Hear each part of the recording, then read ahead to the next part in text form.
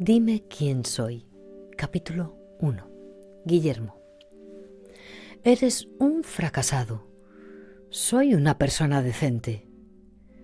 Mi tía levantó la vista del folio que tenía en las manos. Lo había estado leyendo como si el contenido del escrito fuera una novedad para ella, pero no lo era. En aquel currículo estaba resumida mi breve y desastrosa vida profesional. Me miró con curiosidad y siguió leyendo, aunque yo sabía que no había mucho más que leer. Me había llamado fracasado no con ánimo de ofenderme, sino como quien afirma algo evidente. El despacho de mi tía resultaba agobiante.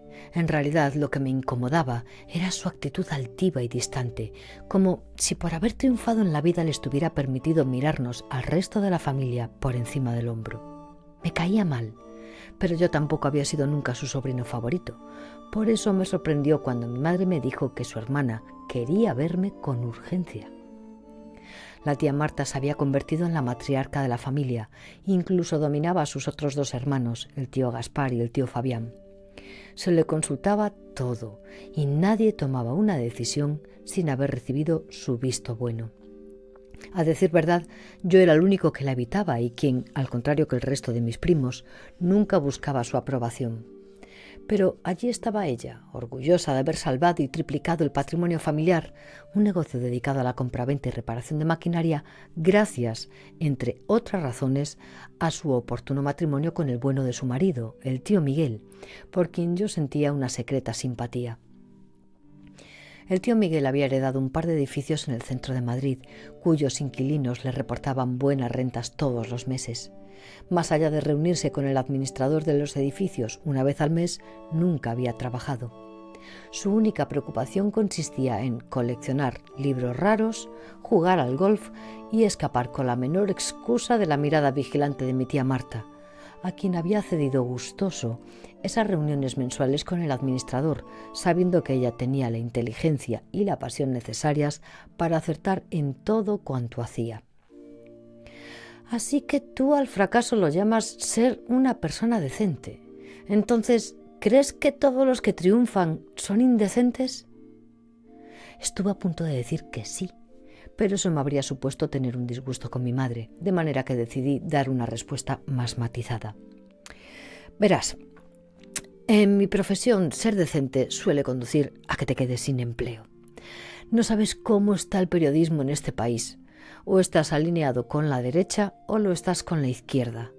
No eres más que una correa de transmisión de las consignas de uno o de otro. Pero intentar contar simplemente lo que pasa y opinar honradamente te lleva a la marginación y al paro. Siempre te había tenido por un chico de izquierdas, dijo mi tía con cierta sorna. Y ahora gobierna la izquierda. Ya, pero el gobierno quiere que los periodistas afines cierren los ojos y la boca ante sus errores. Criticarlos significa el extrañamiento. Dejan de considerarte uno de los suyos y, claro, como tampoco eres de los otros, te quedas en tierra de nadie, o sea, en el paro, como estoy yo. En tu currículo pone que ahora trabajas en un periódico digital. ¿Cuántos años tienes? Me fastidió la pregunta. Ella sabía perfectamente que estaba en la treintena, que era el mayor de los primos, pero era su forma de demostrarme el desinterés que sentía por mí.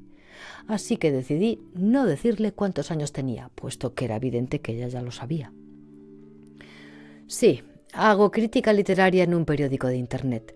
No he encontrado otra cosa, pero al menos no tengo que pedir dinero a mi madre para comprar tabaco. Mi tía Marta me miró de arriba abajo, como si fuera la primera vez que me veía, y pareció vacilar antes de decidirse a hacerme su propuesta. Bien, te voy a ofrecer un trabajo y además bien pagado. Confío en que estés a la altura de lo que esperamos de ti. No sé lo que quieres ofrecerme, pero mi respuesta es no. Aborrezco los gabinetes de prensa de las empresas. Si he venido a verte es porque me lo ha pedido mi madre. No pienso ofrecerte ningún puesto en la empresa, respondió como si fuera una locura el que yo pudiera trabajar en la empresa familiar. Entonces quiero hacerte un encargo para la familia, algo más personal, en realidad algo privado. Mi tía continuaba mirándome sin estar segura de si no estaría equivocándose con su propuesta. Se trata de que investigues una vieja historia familiar, una historia relacionada con tu bisabuela, mi abuela. Me quedé sin saber qué decir. La bisabuela era tema tabú en la familia, no se hablaba de ella, y mis primos y yo apenas habíamos logrado saber algo del misterioso personaje, de quien estaba prohibido preguntar y de quien no existía ni una sola fotografía. ¿La bisabuela? ¿Y qué es lo que hay que investigar? Ya sabes que soy yo quien tiene casi todas las fotos de la familia y había pensado hacer un regalo a mis hermanos las próximas Navidades. Por eso empecé a seleccionar fotografías antiguas para encargar copias. También busqué entre los papeles y documentos de mi padre, porque recordaba haber visto alguna más entre sus cosas y, efectivamente, encontré algunas y, bueno, entre los papeles había un sobre cerrado. Lo abrí y allí estaba esta foto. Mi tía se volvió hacia la mesa de despacho y cogió un sobre del que sacó una fotografía. Me la dio vacilando como si temiese que yo fuera un manazas y aquella imagen no fuera a estar segura en mis manos.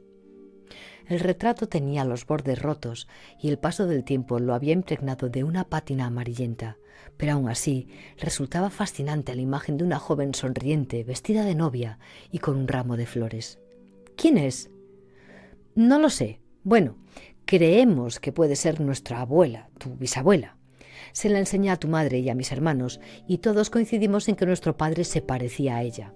El caso es que hemos decidido que ha llegado la hora de indagar qué pasó con nuestra abuela. ¿Así? ¿De repente? Nunca nos habéis querido decir nada sobre ella y ahora tú encuentras una foto que crees que puede ser de nuestra antepasada y decides que hay que averiguar qué pasó.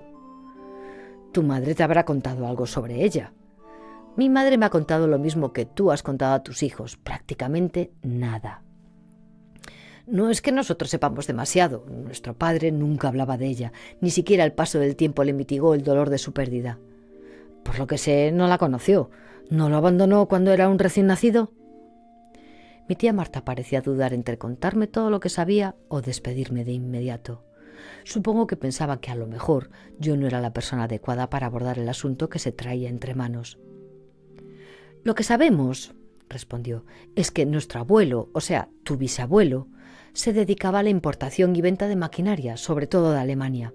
Viajaba mucho y no solía decir ni cuándo se iba ni menos aún cuándo pensaba regresar, lo que, como puede suponer, no debía de gustar nada a su mujer. Es imposible que ella no se enterara. Si él hacía la maleta, supongo que ella le debía de preguntar a dónde iba. En fin, esas cosas son las normales. No, él no actuaba así. Tu bisabuelo decía que él llevaba la maleta en la cartera, es decir, le bastaba con el dinero que llevaba encima, de manera que no le hacía falta preparar nada, iba comprando lo que necesitaba. No sé por qué actuaba así, pero imagino que eso debió de ser una fuente de conflictos en el matrimonio. Como te digo, tu bisabuelo era muy emprendedor y amplió el negocio, no solo a la venta de máquinas industriales, sino también a su reparación, y en ese momento en España se necesitaba de todo. Un día, él se marchó en uno de sus viajes. Durante su ausencia, ella hacía la vida que en aquella época acostumbraban las chicas de su posición. Por lo que sabemos, ella acudió a casa de unos amigos. Ya sabes que antes las visitas eran un entretenimiento inocente y sobre todo barato. Uno iba a visitar a unos amigos o familiares una tarde, ellos te la devolvían días después y los salones de las casas se convertían de esa manera en lugares de encuentro. En uno de esos encuentros, ella conoció a un hombre. Desconocemos quién era ni a qué se dedicaba. Una vez oímos que era marino de la Armada Argentina. Parece ser que ella se enamoró y huyó con él. Pero ya había nacido el abuelo, ya tenía un hijo. Sí, y de muy corta edad. Lo dejó al cuidado del ama, Águeda, la mujer que tu abuelo creyó que era su madre hasta que, ya mayor, se enteró de la verdad. Tu bisabuelo se amancebó con Águeda y tuvo una hija con ella, la tía Paloma, hermanastra de tu abuelo. Ya conoces esa rama de la familia. En realidad no. Nunca habéis tenido demasiado interés en que nos conozcamos. Solo los he visto en algún entierro. Respondí con cierta insolencia para provocarla. Pero mi tía no era de las que respondían a una provocación si no le interesaba hacerlo. Así que me observó con un destello de irritación y decidió seguir hablando como si no me hubiera escuchado. Tu abuelo decidió cambiarse el apellido de su madre, por eso se llamaba Fernández de II. Cuando se cambia de apellido hay que elegir uno que sea frecuente. Tampoco nunca he conseguido saber cómo se llamaba de verdad, respondí, harto de la conversación. No lo sabemos, nunca lo hemos sabido. El tono de voz de mi tía Marta parecía sincero. ¿Y a qué viene ahora ese interés por la historia de vuestra abuela? Esta foto que te he enseñado nos ha llevado a tomar la decisión. He hecho copias, te daré una porque puede servirte para la investigación. Creemos que es ella, pero si no lo es, da lo mismo. Ha llegado la hora de saber. ¿De saber qué? Me divertí a intentar irritarla. De saber quiénes somos, respondió mi tía. A mí no me importa lo que fue de esa bisabuela, me traes sin cuidado. Yo sé quién soy y eso no lo va a cambiar lo que hiciera esa mujer tantos años atrás. Y a mí no me importa que a ti no te importe. Si te encargo este trabajo es porque no sabemos qué nos vamos a encontrar y los trapos sucios, si es que los hay, prefiero que se queden en familia. Por eso no contrato a un detective. De manera que no te estoy pidiendo ningún favor, te estoy ofreciendo un trabajo. Eres periodista, sabrás cómo investigar. Te pagaré 3.000 euros al mes y todos los gastos aparte. Me quedé en silencio. Mi tía me había hecho una oferta que sabía que no podría rechazar. Nunca había ganado 3.000 euros, ni siquiera cuando trabajé como reportero en televisión. Y ahora que estaba en una situación profesional lamentable, malviviendo con la crítica literaria para un periódico de la red, cuyo sueldo no alcanzaba los 500 euros al mes, aparecía ella como la serpiente que tentó a Eva. Quería decirle que no, que se guardara su dinero donde quisiera, pero pensé en mi madre, en cómo mes a mes tenía que prestarme para el recibo de la hipoteca del piso que había comprado y no podía pagar. Bueno, en realidad me consolé diciéndome que no había nada de deshonroso en indagar el pasado de mi bisabuela y encima que me pagaran por ello. Peor habría sido aceptar un trabajo a cambio de contar y cantar alabanzas al político de turno. Creo que con un par de meses tendrás suficiente, ¿no?, quiso saber tía Marta. No te preocupes, no creo que tarde tanto en averiguar algo sobre esa buena señora. Para mi desgracia, lo mismo dentro de unos días he terminado la investigación. Pero quiero algo más, dijo mi tía en tono conminatorio. ¿Qué?, pregunté con desconfianza, como si de repente hubiera despertado de un sueño. Nadie paga 3.000 euros al mes por saber qué fue de su abuelita.